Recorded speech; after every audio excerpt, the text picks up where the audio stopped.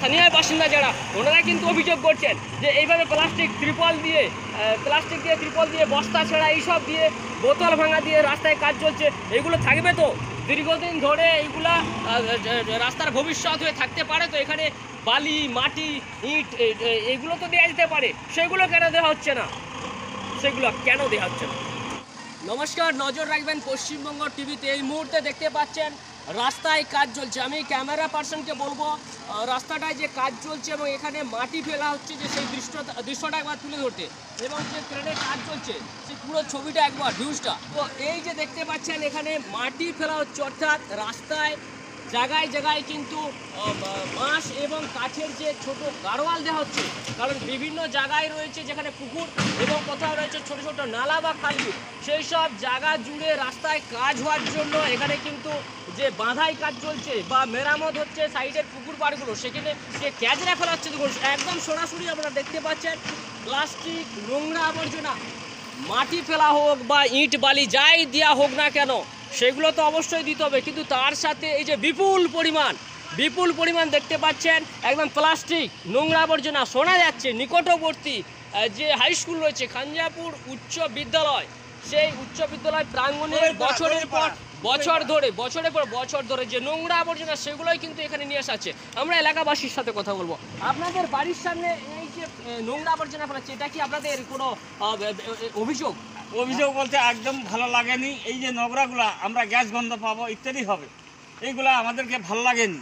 এইগুলা অন্যদিকে চারিদিক এখানে না ফেলে অন্য জায়গায় চারা, এখানে ফেলতে আমরা দেবো না, আমরা আপত্তি রইল।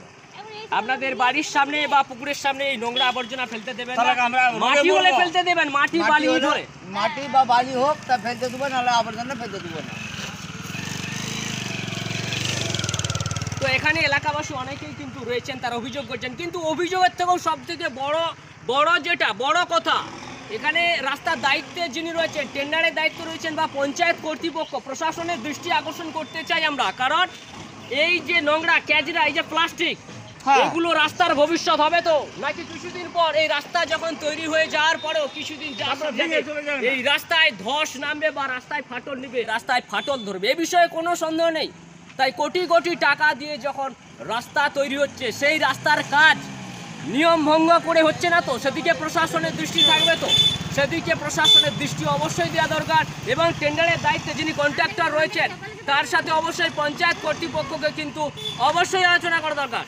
খাঞ্জাপুর গ্রাম পঞ্চায়েতের অন্তর্গত প্রায় 3.5 মিটার এরিয়া জুড়ে যে রাস্তা হচ্ছে, সে রাস্তায় প্রায় 3 কোটি টাকার বাজেট, 2.5 থেকে 3 কোটি টাকার বাজেট। সেখানে দেখুন রাস্তায় মেরামত হচ্ছে, যে পুকুরের যে সীমানাগুলো বা গাড়োয়াল দেওয়া হচ্ছে ছোটো করে, যে কাঠের গাড়োয়াল, সেখানে কিন্তু পুকুরের কিছু অংশ রাস্তার সাথে সেইগুলো যখন ভরাট করা হচ্ছে, সেখানে মাটির সাথে সাথে এই বিপুল পরিমাণ কেন ত্রিপল, প্লাস্টিক আবর্জনা, একদম যেগুলো বছরের পর বছর ধরে স্কুল চত্বরে জমা ছিল, সেই আবর্জনাগুলোকে এখানে ফেলা হলো। এটা কি ঠিক হচ্ছে? রাস্তার ভবিষ্যৎ কিন্তু এই ত্রিপল নয়। রাস্তার ভবিষ্যৎ যদি দীর্ঘমেয়াদী সেই রাস্তা এখানে বানানো হয়, সেই তৈরির সদিচ্ছা থাকে, সেখানে কিন্তু এই গাফিলতি, শুধু গাফিলতি নয়, চরম গাফিলতি আমরা ক্যামেরা পার্সনকে তুলে ধরতে পারবো সেই চিত্র। একাধিক জায়গায় কিন্তু সেই দৃশ্য এখানে রয়েছে, আরও পেছনে রয়েছে। আমি আগের টুকু দেখানোর চেষ্টা করবো, আপনারা সাথে থাকুন, দেখতে থাকুন, নজর রাখুন পশ্চিমবঙ্গ টিভিতে। দেখতে পাচ্ছেন এখানেও কিন্তু বেশ প্রায় 50 মিটার এরিয়া জুড়ে এখানে একদম যে নোংরা আবর্জনা দিয়েই কিন্তু রাস্তায় প্রথমে যে পুকুরের দিকের অংশগুলো রয়েছে, সেই ঢালগুলো যেখানে পাতলা করে একটা গাড়োয়াল দেওয়া হয়েছে কাঠের, সেই গাড়োয়াল থেকে একদম রাস্তা বরাবর যে খালি জায়গা সেগুলো ভরাট করাচ্ছে। এবং ক্যামেরা পার্সনকে আমি দেখাতে বলবো যে প্লাস্টিক একদম নোংরা আবর্জনা বলতে যা বোঝায় সেগুলোই কিন্তু এখানে নিয়ে আসা হয়েছে, ট্রাকে করে নিয়ে আসা হয়েছে, ট্রাক ভর্তি করে নিয়ে আসা হয়েছে।